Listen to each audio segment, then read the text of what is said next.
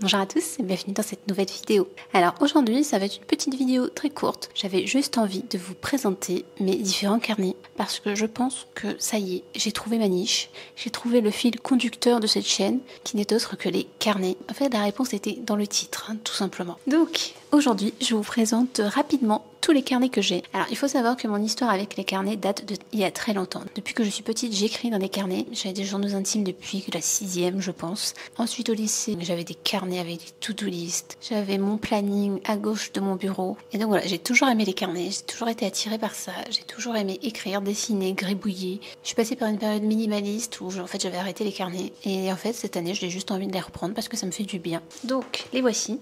Je vous les montre. Alors, on va commencer par le premier, bien entendu. On commence toujours par le premier. Donc, ça va être ce petit carnet. Alors, c'est un petit carnet qu'une collègue m'avait ramené de voyage à Mada, je crois. Et à la base, c'était pour faire un petit carnet de voyage, parce que les pages sont assez épaisses. Donc, ce que j'en ai fait, c'est un petit carnet où j'écris mes bilans de rendez-vous. Quand je vais voir mon ostéo, quand je vais voir mon magnétiseur, quand je vais voir mon astrologue. Voilà, vous avez compris l'idée. À chaque fois que j'ai en fait des espèces de petits messages de la vie, je le note là-dedans.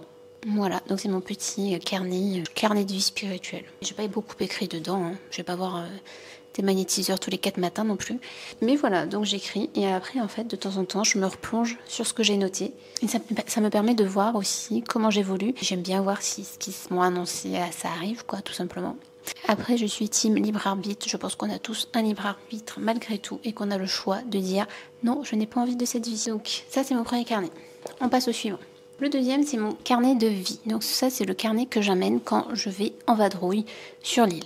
Donc c'est un peu un carnet de voyage, mais à La Réunion. Je vous ai pas mis mon carnet de voyage dans la sélection parce que clairement, en ce moment, je ne voyage plus. Enfin, c'est même pas mon carnet, c'est mon carnet de voyage Asie, voilà, plus exactement. Parce qu'après, j'espère qu'il y aura d'autres carnets de voyage sur cette chaîne, mais pas forcément en Asie. On verra, on verra. Donc, dans ce carnet, je vous mettrai des inserts.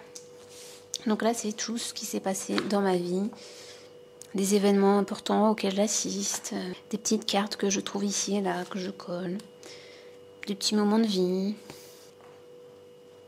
Et après, tout plein de papiers que je collecte et je fais un espèce de collage à l'intérieur. Vous avez même le pansement de mon opération que j'ai gardé. C'est un peu glauque, mais je voulais le garder. Et donc lui, c'est le carnet de vie à La Réunion. Pas trop complété. Voilà, on a ça de complété et on a encore beaucoup de pages. Donc je ne pense pas le compléter cette année. Ça me tiendra sur 2 voire 3 ans, je pense. En fait, je raconte pas ma journée en dessin tous les jours non plus. J'attends d'avoir une occasion spéciale. Faudrait peut-être que je change ça d'ailleurs.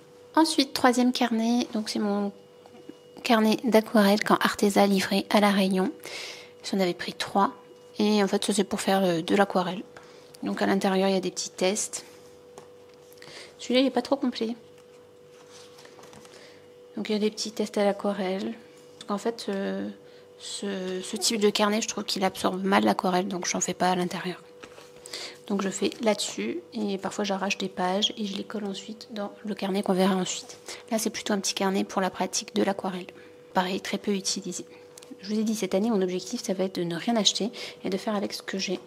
Et j'aimerais bien terminer tous ces carnets. Donc il y a encore du boulot. Mais j'espère qu'avec mon nouveau programme de dessin il sera complété assez vite. On passe ensuite à mon sketchbook. C'est la même marque que lui. Donc c'est quoi d'ailleurs? Art Création. Je ne sais pas. Mais j'aimais bien ces petits carnets. Donc lui, il est dans un format paysage, et lui dans un format portrait.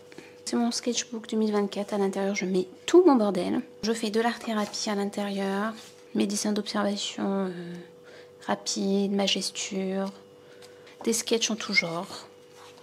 De toute façon, vous l'avez déjà plus ou moins vu. Celui-là, c'est celui que je vous montre en général dans les vidéos. Donc lui, je l'ai plutôt bien avancé. Attendez, je vous montre. On est là, ce qui est plutôt pas mal. Je pense qu'on est un peu à la... Non, peut-être pas à la moitié. Quoique, peut-être à la moitié, hein. Ou peut-être un peu moins que la moitié. Donc lui, je pense qu'il sera terminé assez rapidement. Donc c'était le 4e carnet. Il nous en reste encore 2. Alors, on a ensuite mon Commonplace Book. Donc c'est un petit carnet Clairefontaine avec des lignes à l'intérieur. Et en fait, donc au début, c'était un peu mon junk journal. Donc au début, je faisais le collage aussi à l'intérieur. Et en fait, je trouve que ça n'a pas sa place. Quand le collage marque un moment de ma vie, je le mets là-dedans. Et quand le collage, c'est juste pour faire du collage et pour me faire plaisir, c'est là-dedans. Donc ici, on va dire que c'est le sketchbook de l'expérience, de l'amusement, de l'exploration. Ah oui, on n'a pas trouvé un nom. Donc lui, c'est le carnet d'exploration. Voilà. Et lui, c'est le carnet de vie. Donc, expérience personnelle, ce que j'ai vécu. Voilà. Et le Commonplace Book. Donc au début, je faisais un peu tout et n'importe quoi à l'intérieur. C'était une espèce de junk journal. Je mettais les posts que j'aimerais faire sur ma chaîne yoga. Oui, j'ai toujours ça en tête. Hein. Je ne lâche pas l'idée. J'ai tout un programme réel, YouTube, podcast et compagnie. Mais c'est que des idées. Hein. J'ai encore rien de concret, mais voilà. Après, j'avais commencé à mettre mes objectifs pour le mois. Finalement, je me trouve que ça sert un peu à rien parce que ça, je le fais sur Notion. Donc ça sert un peu à rien. Je mettais mes to-do list, pareil, je trouve que ça sert finalement pas à grand chose. Depuis la vidéo, mince, j'oublie son nom. Putain, je suis une calamité en matière de nom, je retiens rien. J'ai réduit à 3 catégories. Donc on a la catégorie livre, donc c'est tout ce qui dit notes sur le livre, avis sur le livre, citation de livres que j'aime bien. Et voilà, c'est à peu près tout. Ensuite, on a la catégorie réflexion. Là, c'est quand j'ai besoin de vider mon sac et je passe par l'écrit. Quand j'ai besoin de voir plus clair dans ma tête, je mets tout sur papier et après je fais le tri si nécessaire, sinon je le laisse tel quel. Et la dernière catégorie, c'est la catégorie audio, donc qui englobe les podcasts et les vidéos. Pareil, je prends des notes. Et du coup, ça me permet de voir ce que j'ai foutu ce mois. Niveau culture, niveau tout ce qui ne touche pas en fait aux réseaux sociaux, quoi. C'est comment je m'occupe de manière saine, on va dire. Parce que scroller sur Instagram, c'est bien 2 minutes. Regarder des vidéos YouTube toute une après-midi, une fois de temps en temps, ok. Mais j'ai pas envie de faire que ça. Le fait de le noter, ça me permet de voir que je fais autre chose à côté. Je dirais que là, on est à la moitié. J'aime beaucoup cet outil, vraiment. Avant, je prenais mes notes sur Notion, mais au final, je ne les relisais pas. Ouais, je vous conseille vraiment ce petit objet. Il y aura peut-être d'autres catégories au fur et à mesure du temps, mais pour l'instant, 3 catégories, ça me va très bien. Voilà, et ensuite on passe au dernier carnet qui n'est pas vraiment un carnet, c'est le journal à compléter 5 ans de réflexion. Je l'avais vu sur la chaîne de Camille Laurent, je sais jamais comment ça se prononce. Et donc c'est un journal, vous avez les jours de l'année, et pour chaque jour de l'année, vous avez une question. Ici pour le 8 juillet, vous avez qu'avez-vous à perdre? Et ensuite vous avez en dessous 5 années. Donc à vous de compléter avec l'année qui correspond, donc 2025, 2026, 27, 28, 29. Et en fait, l'objectif, c'est que chaque année, vous répondez aux questions. Donc, ce sont les mêmes questions qui réapparaissent. Le 8 juillet, ce sera toujours la même. J'arrive trop pas à expliquer les choses.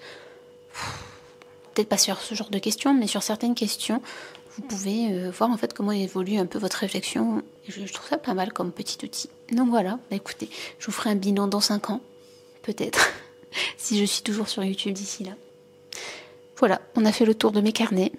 Qu'est-ce que je peux dire de plus à part que j'adore ça? Dites-moi en commentaire si vous avez des carnets et ce que vous en faites. Et est-ce que vous avez appris des choses dans cette petite vidéo ou pas? En tout cas, voilà. Moi, je suis contente parce que j'ai trouvé en fait le thème de cette chaîne. Dites-moi ce que vous en pensez, vous. Est-ce que ma niche, c'est les carnets? Ou est-ce que c'est autre chose? Dites-moi en commentaire, je suis intriguée. Bon, sur ce, je vais vous laisser.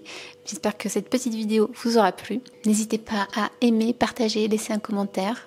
Je ne le dis pas, mais apparemment ça peut encourager certains à le faire. J'ai vu qu'il y avait plus de visionnage que d'abonnements, donc j'aimerais bien avoir un peu plus d'abonnés pour partager. Ça serait trop chouette. Donc dites-moi si cette vidéo vous a plu aussi. Et je vous dis à bientôt pour une nouvelle vidéo. Bye!